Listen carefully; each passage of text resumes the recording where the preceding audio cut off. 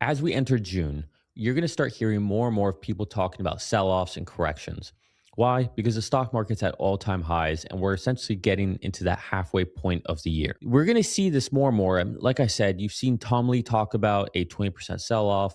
You're going to see lots of bears come out. They've already been coming out. But I want to try to maybe get a little noise and signal separation here so we can see what's signal. So I'll tell you some of the classic noise that people talk about. So the Buffett indicator. So essentially what the Buffett indicator does is it takes the total stock market value and compares it to the US GDP. And currently we're sitting at 237%. This is all-time highs. The problem with the Buffett indicator is that it only looks at the US GDP and it only looks at the total stock market returns for the US. The problem with GDP is that now our GDP is not the best metric to understand the valuation earnings for companies. Why? Because companies get about 40% of all their profits now from overseas. This indicator that really started at the end of the 90s or early 2000s is not something that I think is really a good predictor of what's to come. It's just something that gets a lot of clicks because it's got the name Buffett in it. I think that's just noise, and you're going to see a lot of that. I guarantee it. The other one's the CAPE ratio. The CAPE ratio essentially measures stock prices compared to their last 10-year inflation-adjusted earnings. The problem with the CAPE ratio, once again, is that it does not take into account all of the productivity we've seen, all the technology changes that we've had, AI, productivity, software, SaaS, all that. And it's looking back 10 years. So there's a lot of anomalies there. The other anomalies that it doesn't account for the fact that we saw everything that happened with COVID in 2022. We had shutdowns. It doesn't account for that noise. And so that is currently sitting at a 42.7, again, extremely high, second only to dot-com bubble. But again, it's noise and it only looks at the US. It doesn't take into account the rest of the world. So again, that's another one we can just ignore, in my opinion. But you're going to hear a lot of noise about it. You're going to see it. Everyone's going to talk about it. Buffett indicator, CAPE ratio. What's the other one? Margin debt. Right now, we're at historic levels at 1.3 trillion in margin debt. Now, margin debt, people will say is a good indicator because margin will tell you that right now we have excessive speculation, people taking margin out to buy stocks, and this is risky, right? This is essentially what was happening in 1929. The fear that they're going to put out there is that we're at 1.3 trillion. Why is that maybe not a cogent way of looking at things? Yes, we're at all-time highs, but we're also at all-time highs in credit card debt. That's another one you hear people talk about. But of course we are. We have more money than we've ever had. We have higher prices for everything. We have higher inflation for everything. You can also say that wealth is at all-time highs. Money and money markets all-time highs. The valuation is at all-time highs. Houses are at all-time highs. Everything's at all-time highs. But what they'll do is they'll cherry pick the 1.3 trillion debt, record credit card levels of debt, record amount of people being delinquent on their debt when it comes to credit cards, like all this. But of course, we're society. We've grown. We print money. It's grown. These may sound scary and they make good for headlines and clicks for all this media out there. But again, it's noise. Is there anything we can use to actually find some signal? Well, when it comes to metrics like this, I would say there is one, and that is a inverted yield curve. What does that mean? Well, just so you know, a inverted yield curve, first of all, has predicted every recession that we've ever had since the 1950s. That's interesting. But what it is, essentially, if the 2-year yields pay more than the 10-year, for example, that's an inverted yield curve. Because really, we should be paying more for 10 years than 2 years. When those invert, that is signal that, hey, something's wrong with the economy because we're paying more for shorter term duration rather than long-term duration. And that is a classic signal that we're coming up into a recession. However, it's not that clean. While it was a good predictor going into the dot-com bubble, the dot-com bust, and if you would have seen that, you would have acted accordingly, sold some assets, gotten cash heavy, de-risked, you would have been great. But if you would have done that in the Great Recession period, well, it inverted at the end of 2006, but really we didn't peak for the Great Recession until 18 months later in '07. It would have been about 18 months of you sitting out of the market. You would have felt probably like you were really early or that you were wrong this time, and you would have made decisions that you probably would have regretted in the moment. Now, again, hindsight, you'd be like, oh, that was a brilliant move. But we have to think reality. I want to tell you things that you can go and actually use in the real world. And we all know in the real world, if we make a decision to de-risk and sell a lot of assets, get cash heavy and be protected, and for the next 18 months, we just see the market go up, we're going to feel like idiots.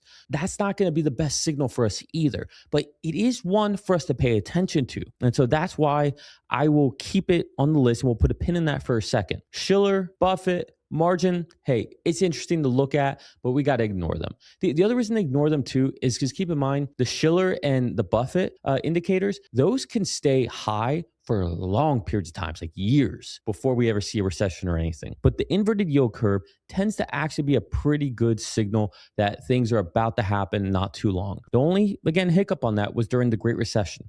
But again, let's put a pin on that one for a second, because maybe we can couple that with something else. So most of you know that I like to look at momentum indicators. I'm not a technical analysis person. I don't like doing charts and all that stuff, but momentum is real. Momentum is real in life, in nature, whether it's a river or an ocean. It's real in with physics, with electricity. It's real in little things like when you're studying or you're starting to work on something and you start to get some momentum. It's real in sports when one team has momentum versus the other one. Momentum is also real in the stock market. And I like to look at it to let me know a little bit about where things are going, because I think the market is a much better predictor of what's to come than any of the talking heads out there. So let's look at some examples. What I'm going to be using throughout this is going to be the BX Trender. We've talked about that a lot, but we're going to be looking at it from a monthly perspective. So each one of these bars you're going to see on the BX Trender is a monthly. So here, let's take a look at this. You can see that we've got three different indicators here. The very top, that's just the stock price. Below that, where you see those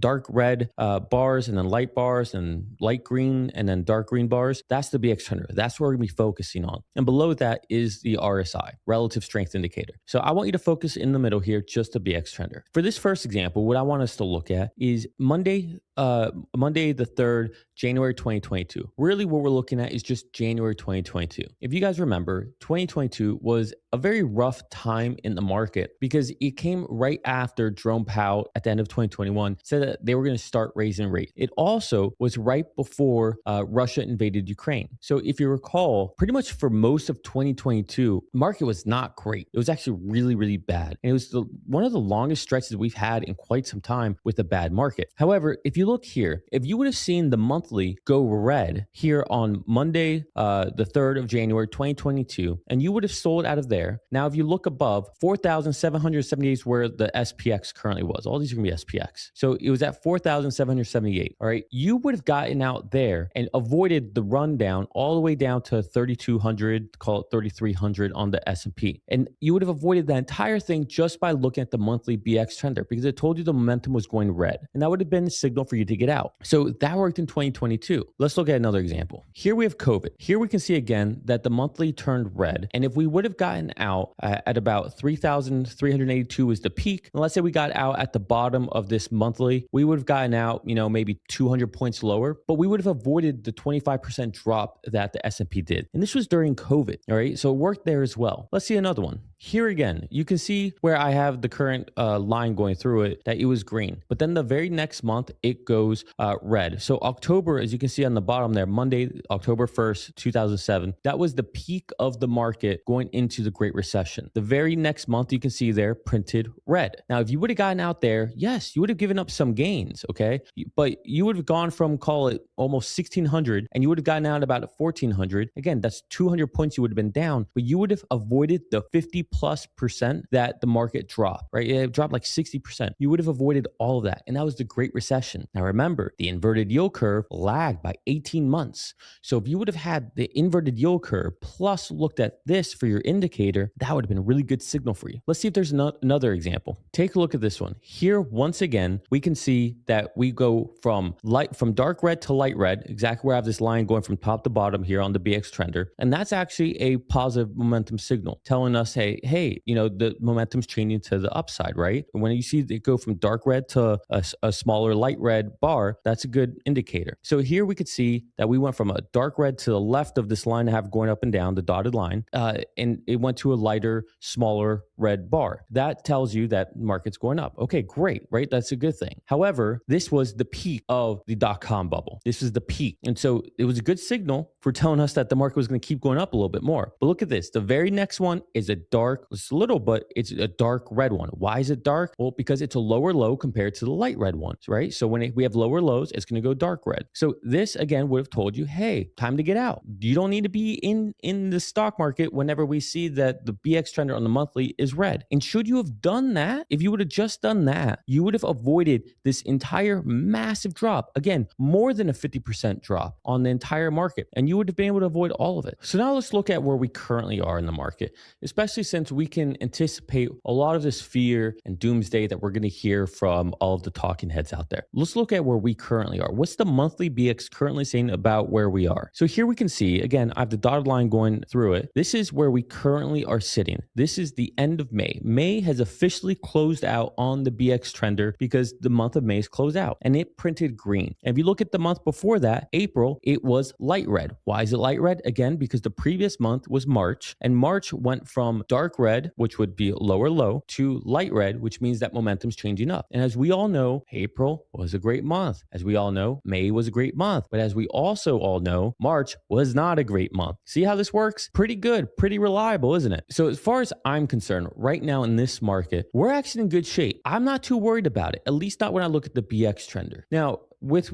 looking at all this, maybe you guys were also looking at the RSI, the line below that. Here's the problem with the RSI, which also has the same problem with the Case-Shiller and the Buffett indicator. The RSI can be overbought, meaning at the very top, a lot longer than anything that's real signal for us when it comes to making decisions in the market. The same goes with the Case-Shiller and the Buffett indicator. It's not that they're completely useless, it's that they're not good barometers for is something happening in the market. Momentum's a good barometer for that. So let's give you just an example of how RSI can just stay high for a very long time. So let's look here. This is again still on that same monthly timetable, but look at RSI, that line at the line at the very bottom, and you can see that it's overbought. It's above 70 for all these months, really years, from essentially mid 1996 all the way to call it mid 1998 to 1999. It was overbought. Okay, so that would not have been a great signal for you to get out of the market. However, if you look at the monthly BX, it would have. If you're going to sit there and worry about what should you do, when should you get out, is the market too frothy? Well, we're going to look at a couple other things, but I would say if you're looking for some type of indicator for a recession or something to really be concerned about, I would do two things. One, I would keep an eye on the monthly to see what's going on. Let's see where momentum is going. And that should be a good indicator for you to maybe do something or not do something. For me, if I see the monthly go red, you know what I'm going to do? I'm going to lighten up on my trades. I might do some defensive trades for my holdings. As you all know, I'm essentially an all-in Tesla investor. So maybe I'll sell some calls, some covered calls to protect my shares, especially if I see the monthly going down, because it's just going to allow me to get ahead and properly risk mitigate what's going on. Right now, I think things are good. And the other thing I would keep an eye out for is the 10 and 2-year yield inversion. Right now, we're not inverted. Everything looks healthy. The 2 years currently sitting about 4%, and the 10 years at about 4.45%. This is healthy. This is very normal. And if the 2 year goes from 4% up to 5%, and the 10 year is still at that 4.4%, that's inversion. Then we have a problem. As a reminder, we've got new dates for the options crash course and the 0-day course in the links below. And if you like this clip, you can watch the full video right here.